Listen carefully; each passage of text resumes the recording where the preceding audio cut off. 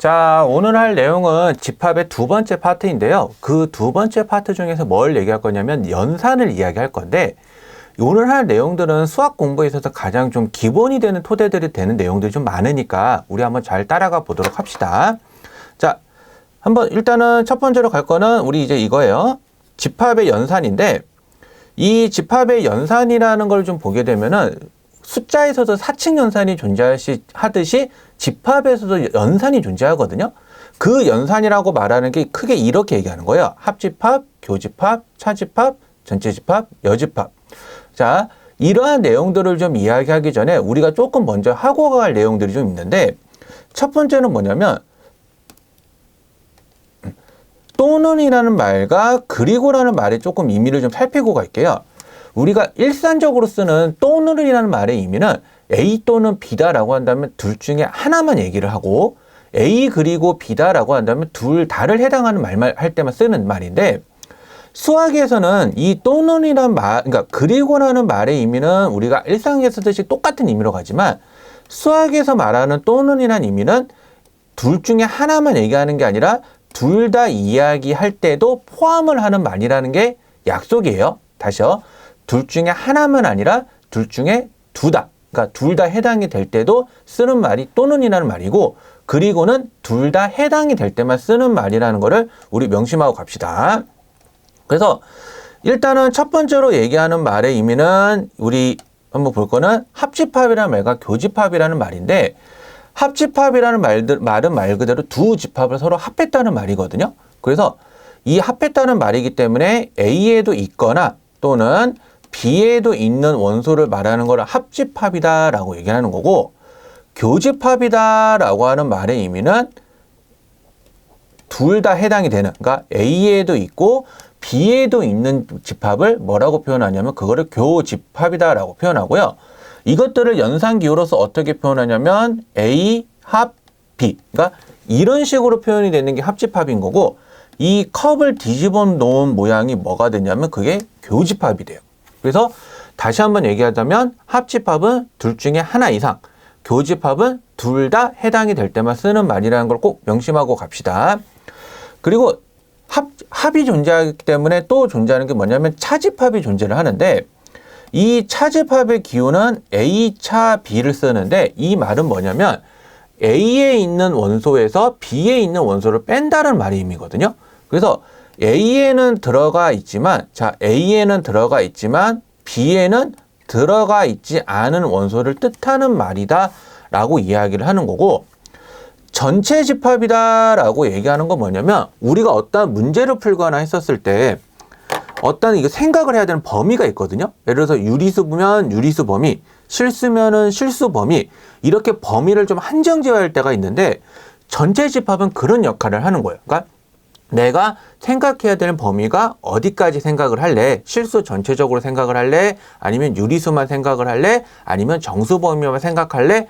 라고 해서 이 범위를 한정을 지어주는 범위가 있는데, 그거를 우리가 수학에서는 뭐라고 하냐면 전체 집합이다 라고 하는 거고, 이거는 좀 어떻게 표현하냐면 U자를 써요. 일반적으로. 그러니까 왜냐하면 이게 Universal Set이라는 전체 집합을 뜻하는 영어 기호에서 따온 단어이기 때문에 U를 나타내게 되면은 이거는 뭘 뜻한다? 아, 전체를 얘기하는 집합이다 라고 꼭 생각을 해주세요.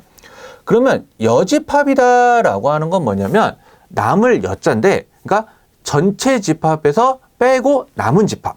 그래서 차집합을 배우고 난 뒤에 할 수 있기 때문에 전체에서 A를 뺀 집합을 얘기하는데, 이게 기호학적으로는 어떻게 표현하냐면 이렇게 써요.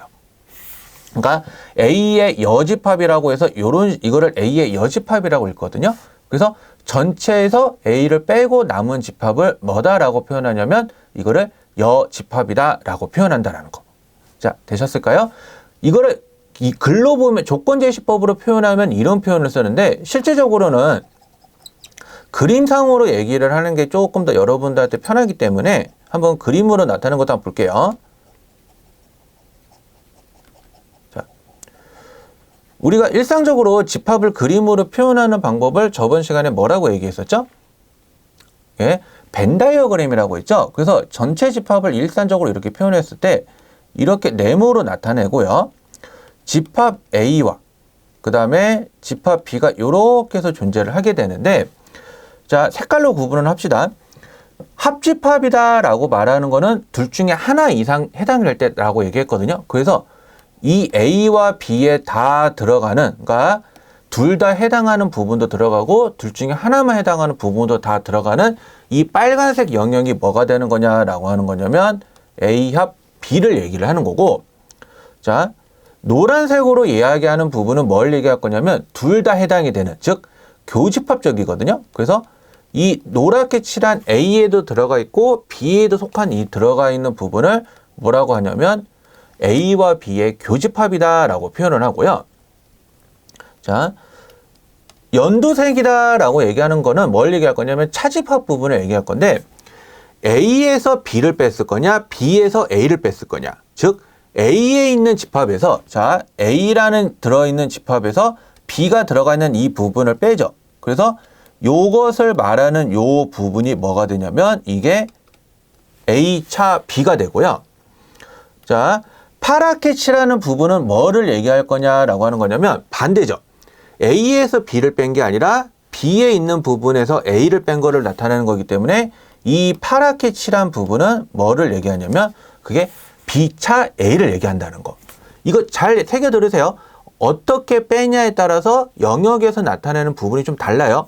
빨간색으로 칠했던 이 부분은 합집합, 노랗게 칠했던 둘 다 해당하는 부분은 교집합. 둘 중에 꼭 하나만, 그러니까 순수한 하나만 찾는 것들을 뭐라고 표현하는 거냐면 그거를 차집합이다라고 표현하는 거고요. 전체 집합은 우리가 좀 여기서는 뭐냐면 이 네모 안에 들어가 있는 이 부분을 다 얘기하는 거고, 좀 따로 뺄게요. 전체에서 예를 들어서 지금 A라는 집합이 이렇게 해서 들어가 있으면 전체에서 A를 뺀 이 나머지, 자, 이 나머지를 뜻하는 부분이 뭐가 되는 거냐라고 하는 거냐면 이게 A의 여집합을 뜻해요. 다시요. 전체에서 A를 빼고 남은 것, 그거를 뭐라고 표현한다? 그거를 A의 여집합이다 라고 한다는 거.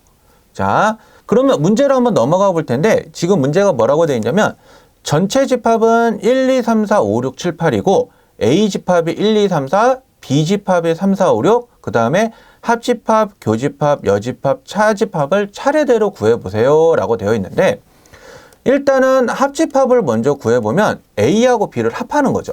그래서 A에 있는 원소 그대로 다 써보고요.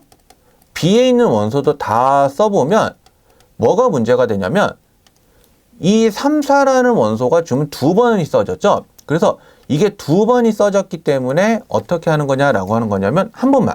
그러니까 수학에서는 한 번만을 좋아하기 때문에 1, 2, 3, 4, 5, 6이다 라고 이렇게 뜻을 하게 돼서 이렇게 나타나는 게 합집합이 되는 거고요.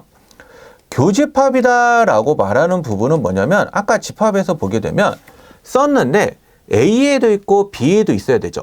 그래서 지금 선생님이 이에다 빨갛게 칠한 부분이 뭐가 되는 거냐면 그게 교집합이 되는 거예요.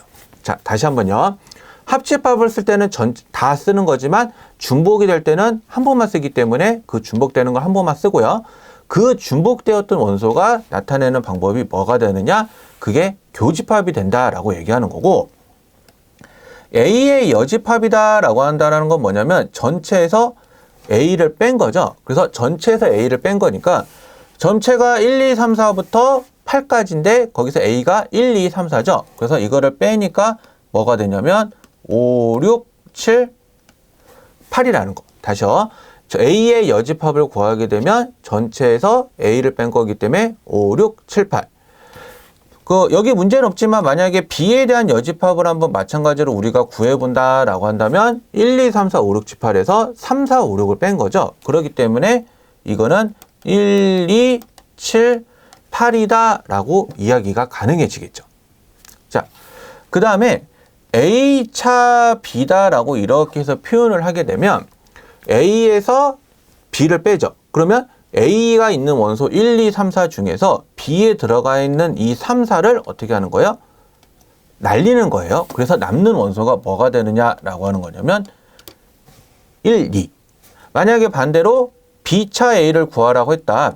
자, B차 A를 구하라고 했다라고 한다면 3, 4, 5, 6에서 A에 들어가 있는 3, 4를 빼니까 그 남는 원소가 뭐가 된다?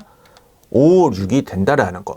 그래서 집합의 연산이라는 거를 조건 제시법으로 한번 봐봤고, 벤 다이어그램으로 한번 봐봤고, 문제로서 보면서 이것들이 말하는 말이 합집합은 요런 의미, 교집합은 요런 의미, 차집합은 요런 의미, 여집합은 요런 의미라는 걸 우리가 꼭 알고 가도록 합시다. 근데 좀 제일 중요한 그 의미가 하나가 있는데, 여러분들이 아마 선생님 생각에는 아마 초등학교 때도 배우고 중학교 때도 배웠을 텐데, 수학을 하게 되면 기하분수라는 말을 배우게 돼요. 자, 기하분수. 이게 말이 뭐냐면 더 이상 약분이 되지 않는 분수거든요. 그래서 우리가 유리수라는 뜻을 함께 해보면 A분의 B인데 A는 0이 아니고 A, B는 정수이면서 무슨 관계를 만족을 하느냐? 서로소라는 관계를 만족을 해야 된다라고 했을 때 이때 우리가 서로소라는 단어를 쓰게 되는데 숫자적인 의미의 서로소라는 의미는 어떻게 얘기를 하느냐라고 하는 거냐면 서로보다 두 수의 최대 공약수가 뭐다? 1이더라. 그러니까 최대 공약수로 구해봤더니 1밖에 없는 것들을 말하는 거를 숫자에서 말하는 서로소의 의미로 쓰고요. 집합에서 말하는 서로소의 의미다라고 하는 말은 뭐의 의미는 뭐냐면 교집합을 해봤더니 뭐가 되더라? 공집합이 되더라. 다시요. 교집합을 말하더니 공집합을 말하는 게 무엇을 의미하더라? 집합에서 서로소라는 걸 이야기한다라는 거. 조금 의미 차이가 있어요. 그러니까 서로소라는 말의 의미가 그러니까 공통적인 게 없어야 되는 걸 말하는 거는 맞는 말인데 숫자적에서는 모든 수들이 약수가 1을 가지고 있기 때문에 숫자에서는 최대 공약수가 1이 되더라 라고 얘기할 때는 서로소라고 하는 거고 집합에서 서로소의 의미는 교집합을 했더니 그게 공집합이 되더라 라고 이렇게 이야기한다라는 거. 자, 되셨죠? 그러면 우리 실제적으로 집합을 하나 해보면서 서로소란 집합을 한번 만들어 봤으면 하는데 자, 어떻게 만들어 보냐면 아까 예를 들어서 집합 A를 1, 2, 3이라고 하고 집합 B를 3, 4, 5라고 한번 잡아 봅시다. 그러면 집합 A는 1, 2, 3이고 집합 B는 3, 4, 5가 되니까 교집합을 해보면 둘 다 속해져 있는 원소가 있을까요? 네, 있죠. 뭐로? 3으로. 그러면 이런 식이 되면은 이거는 뭐가 되느냐라고 하는 거냐면 서로소가 아니다라고 이야기를 해요. 서로소가 아니다. 근데 만약에 집합 A가 1이고 집합 B가 3, 4가 되면 교집합을 해봤더니 아무것도 없죠. 아무것도 없으니까 그러면 이거는 두 집합이 무슨 관계다? 네, 서로소라는 관계다라고 이렇게 얘기를 하는 거예요. 그래서 우리가 일상에서 지금은 제가 기초적인 문제로서 한번 예시를 하나 들어서 얘기했지만 문제로서는 어떻게 나오냐면 집합을 던져준 다음에 이 두 집합이 서로소인지 아닌지를 판단하게 하는데 이 판단하는 방법은 어떻게 한다? 뭘 구해본다?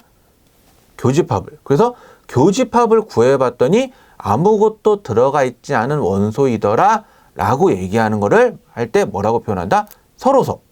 근데 숫자로서 우리가 처음 배웠던 서로소의 의미는 뭐였다? 두 수의 최대 공약수가 1이 되는 집합을 뭐라고 한다?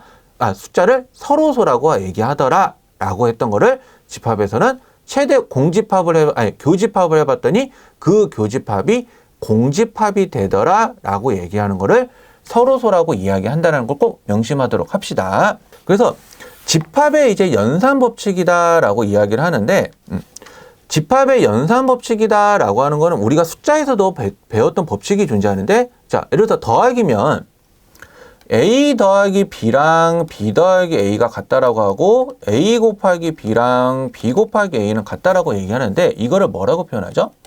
예, 이거를 교환 법칙이라고 말을 하죠.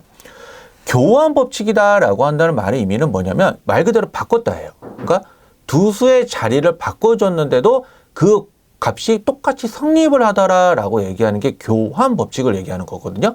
그래서 집합에서도 교환 법칙이란 게 뭐냐면 A와 B를 교집합을 했나 B와 A를 교집합을 했나 라고 하더라도 똑같이 성립을 한다라고 하는 거고 합집합을 한다라고 하더라도 이것들은 뭐다? 마찬가지로 교환 법칙이 성립을 하더라라고 얘기하는 게 교환 법칙인 거고 결합 법칙이다라고 얘기하는 건 뭐냐면 계산하는 순서를 바꿔준다는 얘기거든요. 무슨 말이냐면 A 더하기 B 더하기 C를 한다고 했었을 때 똑같이 A 더하기 B 더하기 C를 할 건데 앞에 거 두 개를 잡나 뒤에 거 두 개를 잡아서 계산을 하나, 이 계산하는 순서에 영향을 받지 않는 거를 뭐라고 표현하냐면 그거를 결합 법칙이라고 얘기해요.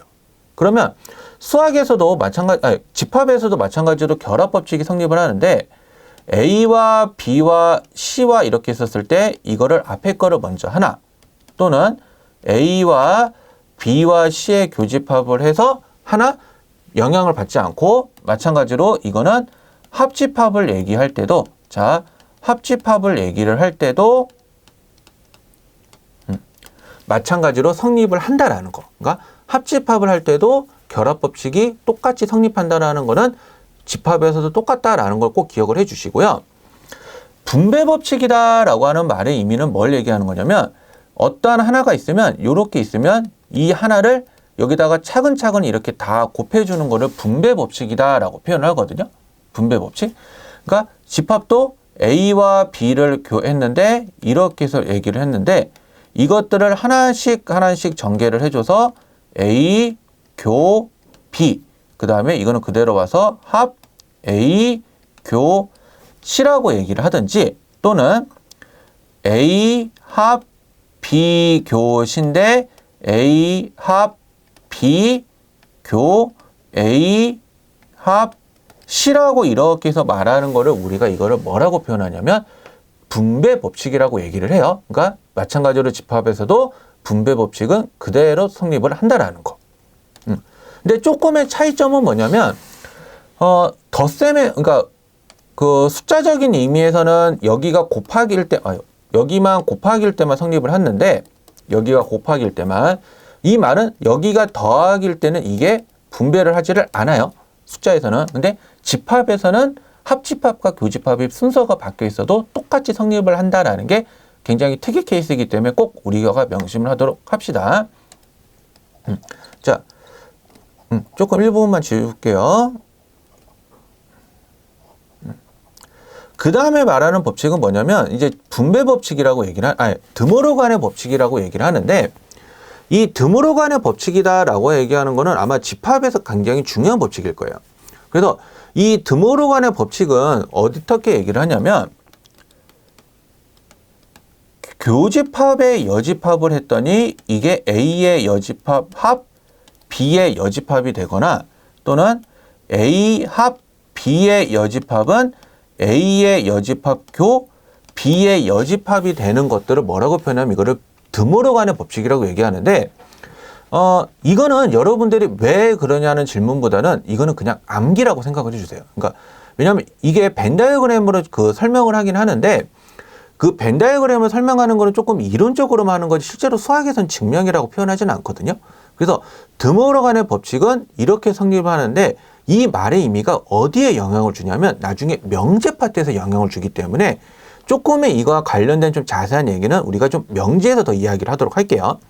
그래서 이런 것들에 대한 법칙을 다루는 게 드모르간의 법칙이다라고 하는 거고, 흡수 법칙이다라고 하는 말의 의미는 무슨 법칙이냐면, 예를 들어서 A가 B의 부분 집합인데 A하고 B를 교집합했더니 이게 A가 되거나 합집합을 했더니 B가 돼요. 그러니까 작은 게 큰 거에 들어가는 법칙을 뭐라고 표현하냐면 그거를 흡수 법칙이라고 얘기하는데, 이 흡수 법칙은 뭐가 중요하냐면 A가 B의 부분 집합이다 라고 한다면 이것들을 뜻하는 표현이 여러 가지가 있어요. 그러니까 지금 방금 했던 교집합을 했더니 A가 됐다. 뭐 A랑 B를 합했더니 B가 되었다.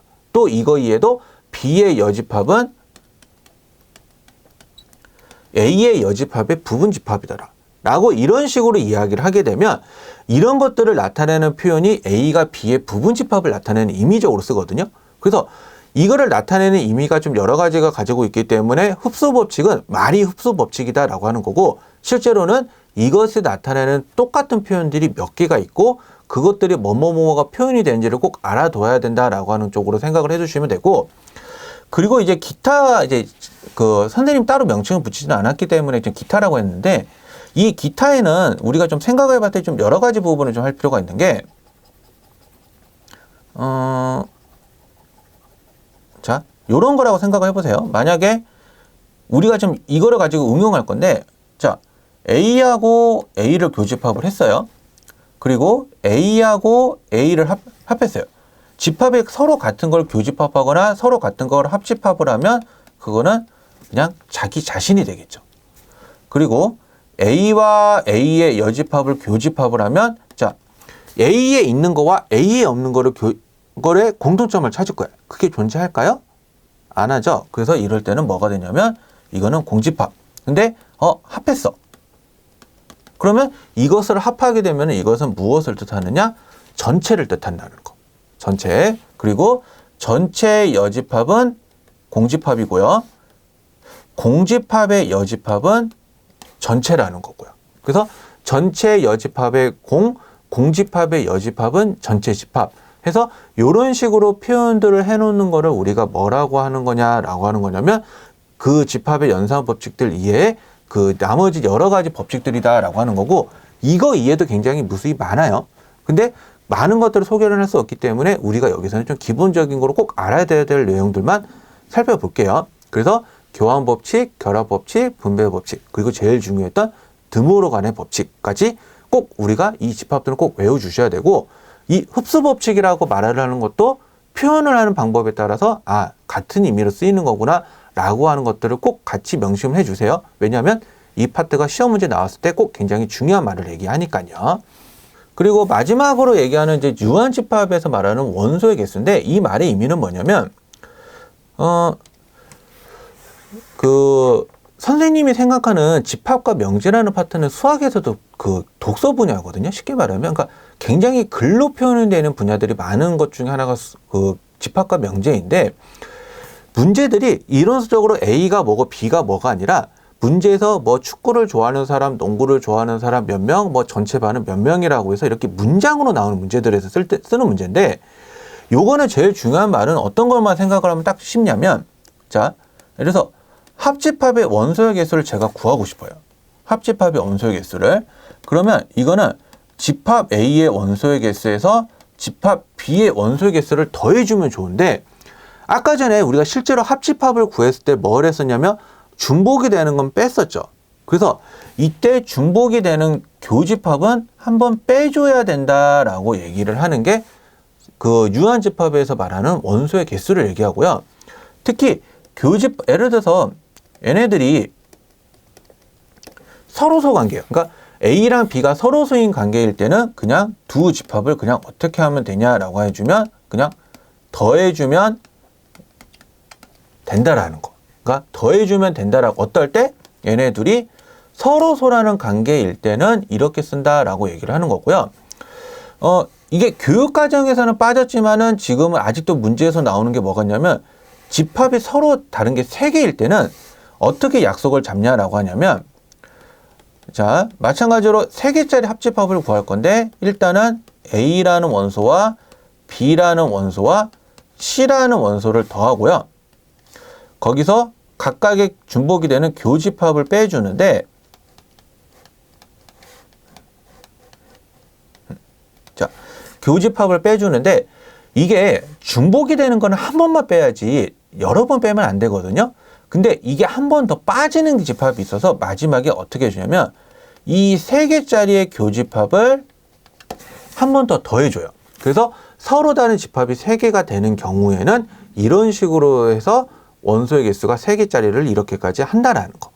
자, 여기서 증명은 따르지 않고 우리가 따로 이렇게 해서 이론적으로만 얘기할게요. 그래서 요렇게까지 우리가 이야기를 한다라고 얘기하는 거고, 여기에 추가적인 걸로 하나 생각을 해야 될 게 뭐냐면 차집합의 원소의 개수인데, 아까 돌아가서 생각을 해보면 차집합이라는 게 선생님 이렇게 표현하거든요. 집합이 이렇게 해서 있으면, 집합이 이렇게 있으면 A에만 있거나 B에만 있는 집합들 있죠. 선생님 이거를 뭐라고 표현하냐면 이거를 순종이라고 표현하고요. 이렇게 둘 다 해당하는 걸 뭐라고 표현하면 이거를 두 개 섞여가지고 잡종이라고 표현하거든요. 그래서 차집합이라고 말하는 거는 쉽게 말하면 뭘 구하는 거냐면 순종인 놈들을 구하는 거예요. 그래서 순종을 구하려고 하는 거기 때문에 차집합이 A에서 B를 빼라는 게 아니라 뭐를 하는 거냐면 A에서 교집합을 뺀다라는 의미로 생각을 하시면 아, 내가 차집합의 의미가 이런 의미로서 쓰는 거구나 라는 걸 좀 더 자세히 알게 될 거예요. 그래서 우리가 다시 한번 얘기해 주면 차집합은 A에서 B를 빼는 게 아니라 뭘 뺀다? A에서 교집합을. 왜?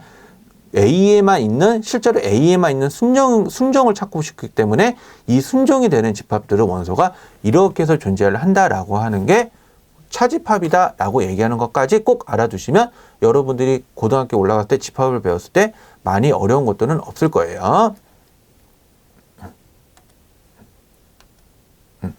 자, 지금부터 하는 얘기는 조금 이제 수학이 좀 또 다른 두 번째 분야인데, 명제라는 파트인데, 명제도 굉장히 좀 넓은 의미로서 얘기를 하면 좀 너무 심오해지고, 다만 여러분들한테 여기서 필요한 명제라는 건 뭐냐면 수학이 논리학이라고 표현하거든요. 그러면 왜 논리학이냐라고 말을 하는 거라고 생각하시면 돼요. 그래서 이 논리의 시작을 말하는 건데, 우리 집합도 시작했던 걸 보면 집합이라는 게 뭐냐? 자, 집합이라는 게 뭐냐? 그리고 집합이 뭐이기 때문에 우리가 이것들은 집합이다 아니다라고 구분을 했었죠. 명제도 마찬가지예요. 이것이 명제다, 이 문장을 줄 텐데 이 문장이 명제인지 아닌지 판단하는 건데, 그 기준이 뭐냐면 참과 거짓을 정확하게 구분할 거냐 말 거냐. 다시요. 참과 거짓을 정확하게 구분하는 거를 그거를 명제라고 얘기하고요. 참과 거짓을 구분하지 못하는 것을 수학에서는 뭐라고 하냐면 그거를 조건이라고 얘기해요. 그러면 수학에서 말하는 참이라는 의미가 뭐냐면 그 등호가 주어졌을 거 부등식이 주어졌을 텐데, 등호랑 부등호가 항상 성립하는 거를 뭐라고 하냐면 그거를 참이라고 표현을 해요. 그러니까 어떠한 조건에서 이것들을 생각을 했었을 때 항상 성립하는 것들을 뭐라고 하냐면 그거를 수학에서 말하는 참이라고 얘기하는 건데, 하나 예시를 들어서 얘기를 해주면, 자, 예를 들어서 x는 1이다 라는 문장을 던져주게 되면 x가 0이면은 거짓이고요. x가 1이면은 이거는 참이에요. 그러니까 x의 값이 어떤 값이냐에 따라서 참과 거짓이 나눠지거든요. 그래서 이거는 우리는 수학에서는 명제라고 말하지는 못해요. 명제라고는. 근데 자, 예를 들어서 뭐가 있을까요? 철수는 키가 180이다. 180이다. 라고 하는 이 명제 같은 경우는 철수의 키를 재봤더니 180이면 참이고요. 아니면 거짓이 되죠. 그러니까 이런 거 같은 경우는 참과 거짓을 판단하기가 좋기 때문에 이것은 명제라고 표현하는 거예요. 그래서 어떤 우리가 객관적인 수치로 얘기해서 객관적인 기준하에 참인지 거짓인지를 판단하는 것, 그거를 뭐라고 표현하냐면 그거를 명제라고 표현을 하고요. 참과 거짓을 구분하지 못하는 거를 그거를 조건이라고 얘기를 해요. 근데 선생님 미리 하나 얘기를 해주면 명제니까 참만 다루겠구나 라고 생각하시면 오산이고요. 이 조건을 가지고 다시 명제로 환산을 시키거든요. 중요한 내용은.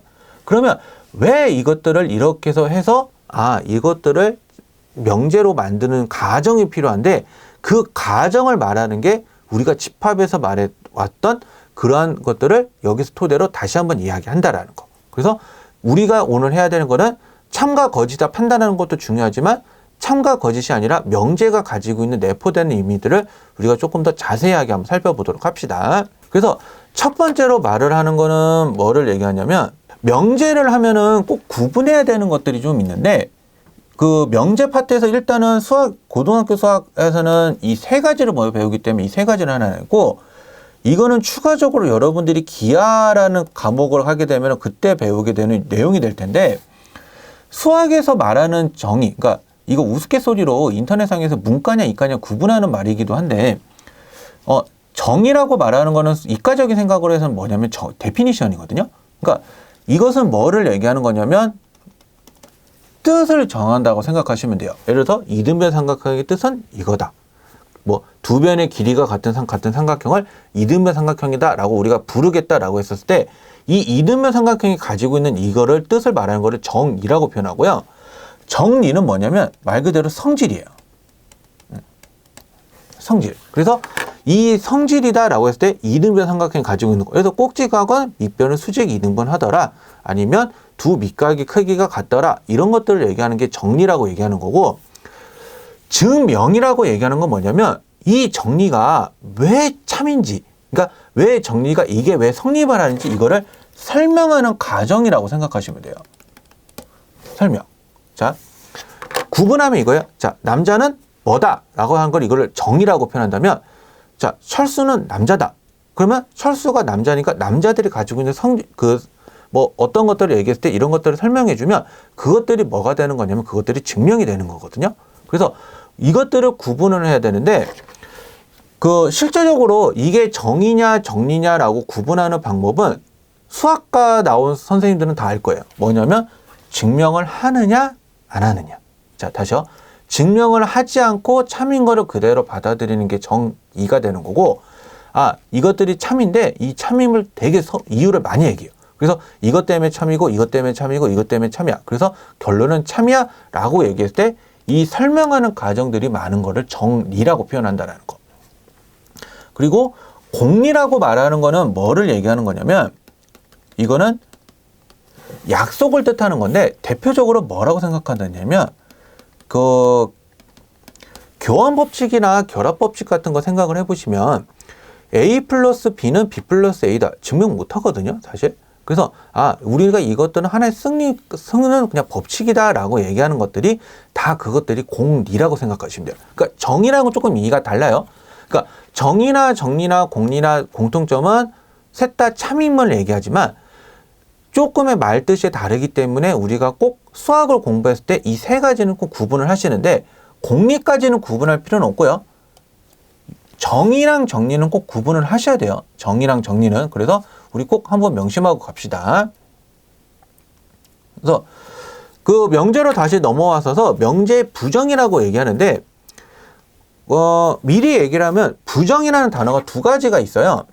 부정이라는 단어가. 근데 여기서는 한 단어의 임의적으로만 얘기를 해주면, 자, 우리가 일상적으로 쓰는 부정이라고 생각하면 돼요.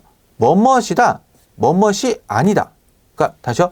뭐뭇이다. 자, 정삼각형은 이등변 삼각형이다 라고 이런 명제가, 이걸 명제라고 표현한다면 정삼각형은 이등변 삼각형이 아니다 라고 표현하는 게 명제의 부정이거든요.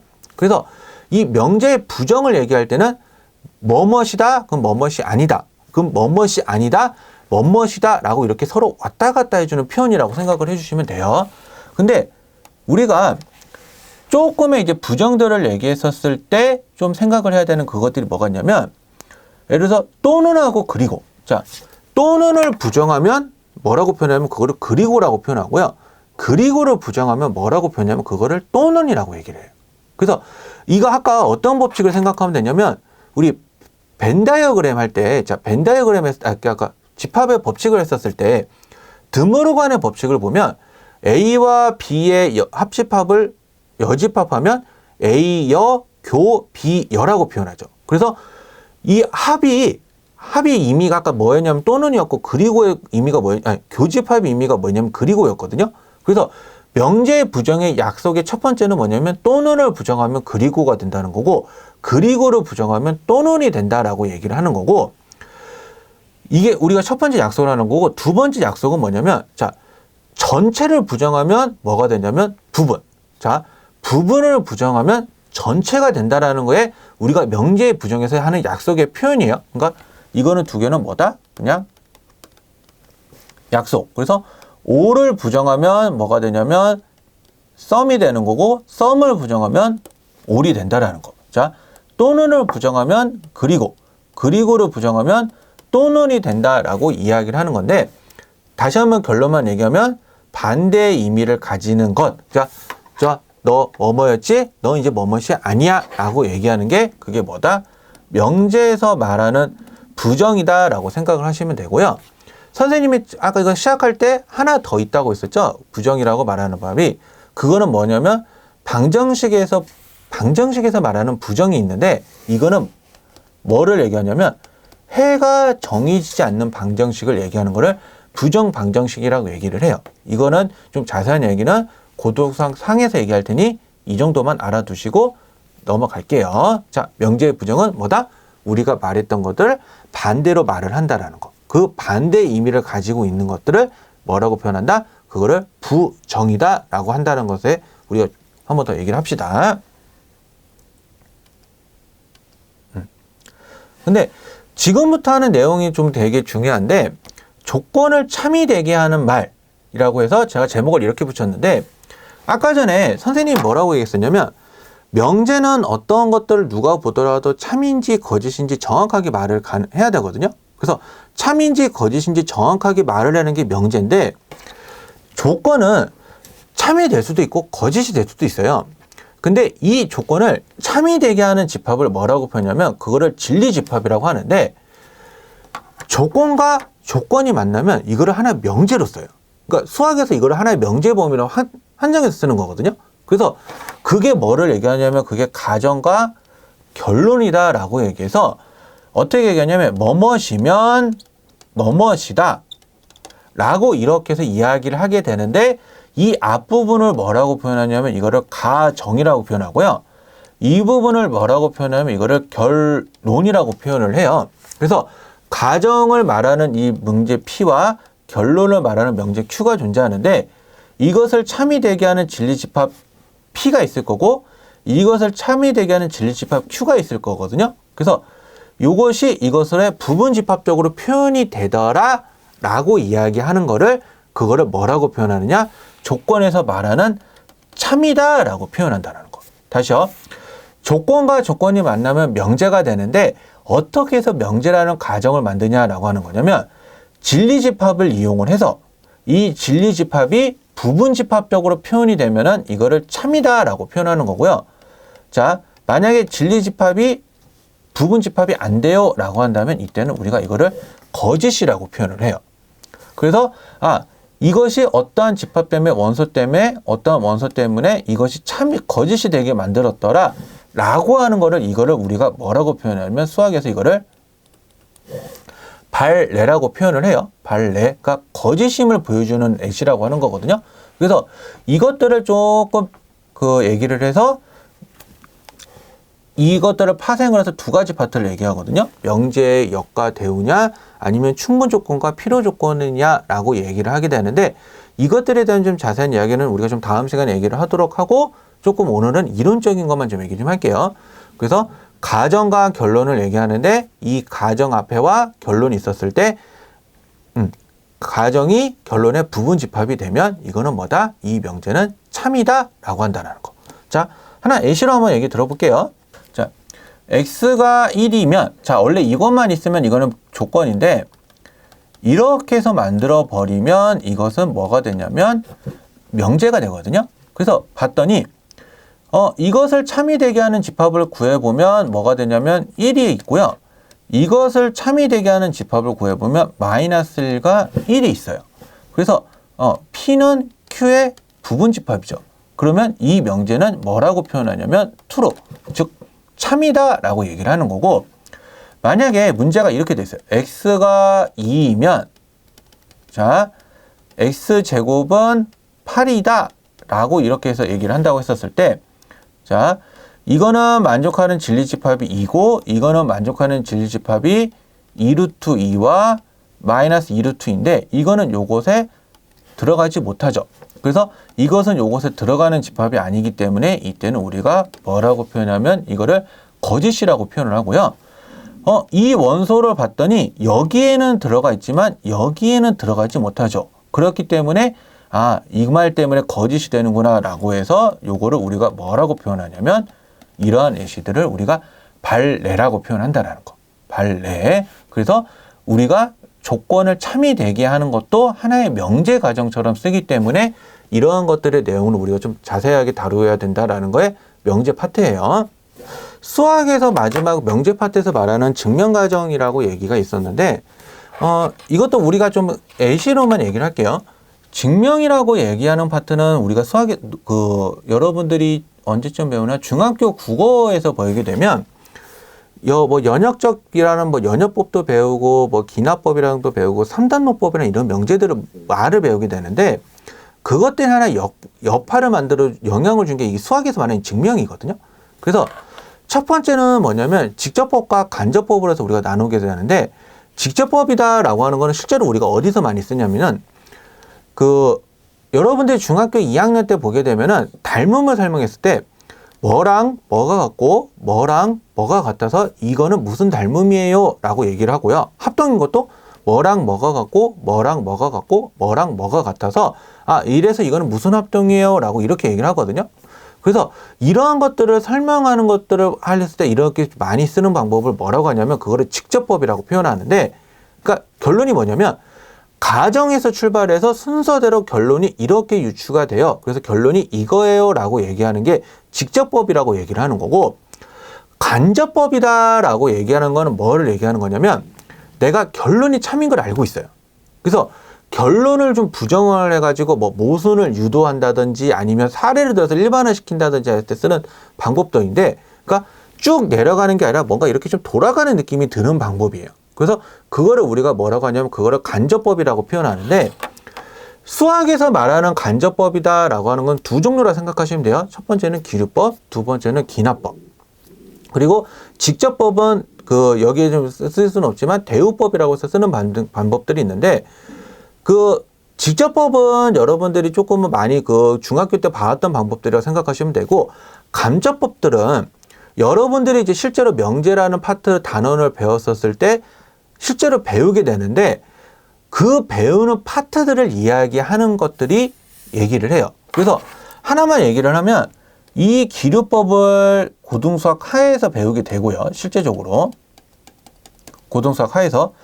기납법은 어디서 배우게 되냐면 수원에서 배우게 되는데, 이게 조금 문제가 있는 게 뭐냐면 결론이 참일 때만 쓰거든요. 그러니까 참인 결론이 아닌 것 같고 증명을 하게 되면 모순이 생겨요. 그래서 그럴 때는 우리가 쓰지 않는 방법이라고 생각을 하시면 돼요. 그래서 고등수학 하에서 이거는 좀 얘기를 하니까 이거에 대한 자세한 얘기는 우리가 고등수학 하에서 좀 더 얘기를 하도록 하고, 우리는 오늘 얘기는 이런 이론적인 얘기들만 좀 다뤄볼게요. 뭐뭇이 있다.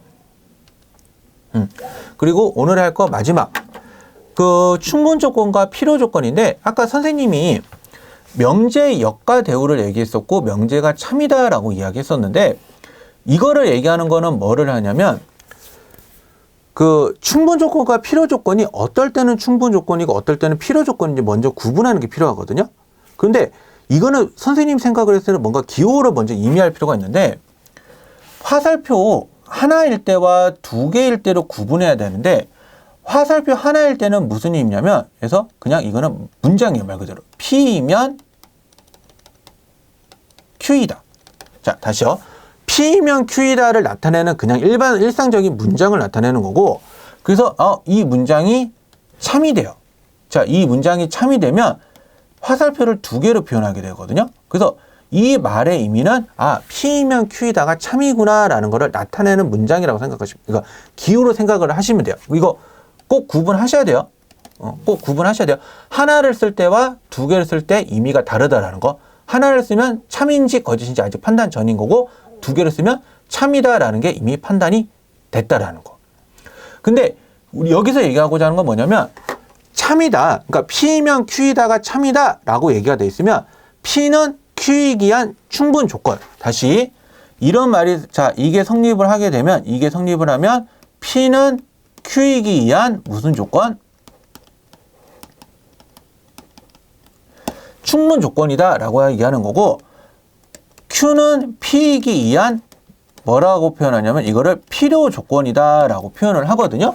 그래서 충분 조건과 필요 조건은 우리가 이렇게 표현을 한다라는 거. 그래서 P면 Q이다가 참이면 이거는 가정은 결론이기 위한 충분 조건.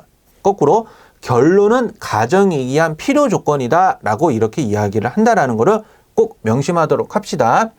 자, 그래서 오늘 우리가 좀 했던 파트들을 보면 앞에 있던 집합의 연산들은 조금 설명을 먼저 하고 그 다음에 뭔가 이제 기본 문제들을 보면서 이렇게 봤었다라고 한다면, 명제 파트는 조금 문제서보다는 이론이 좀 많이 좀 필요했던 부분이라서 이론적인 설명만 좀 많이 얘기를 했었는데, 여기서 말한 이론이다라고 하는 거는 다 뭐냐면 말 그대로 수학의 기본적인 토대예요. 뭐 명제가 뭐고 조건이 뭐고 그래서 증명이라는 게 뭐고 정의라는 게 뭐고, 고등학교 여러분들이 원래는 중학교 때쯤 배우고 올라갔었으면 고등학교 올라가서 좀 공부해서 좀 도움이 많이 되는 파트들이거든요. 사실 오늘 파트들이. 그래서 오늘 파트들의 내용들은 꼭 복습을 다시 한번 하시면서 또는이라는 말의 의미가 수학적인 의미에서는 이런 거구나. 그리고라는 말의 의미는 꼭 이런 거구나. 그리고 명제라는 게 이렇게 있으니까 정의라는 것들이 이렇게 되는 거구나. 근데 중학교 때는 이런 용어들을 좀 쓰지 못하는 좀 제약 조건들이 좀 있다 보니까 조금 설명들이 굉장히 빈약해지고 있거든요. 그래서 이런 것들을 조금은 알고 들어가시면 고등학교 때 쓰는 용어들을 했을 때 조금 더 접근하기가 편하니까 오늘 했던 내용들을 꼭 다시 한번 우리 복습을 하도록 합시다. 우리 또 그러면 다음 시간에 또 보도록 할게요. 고생하셨습니다.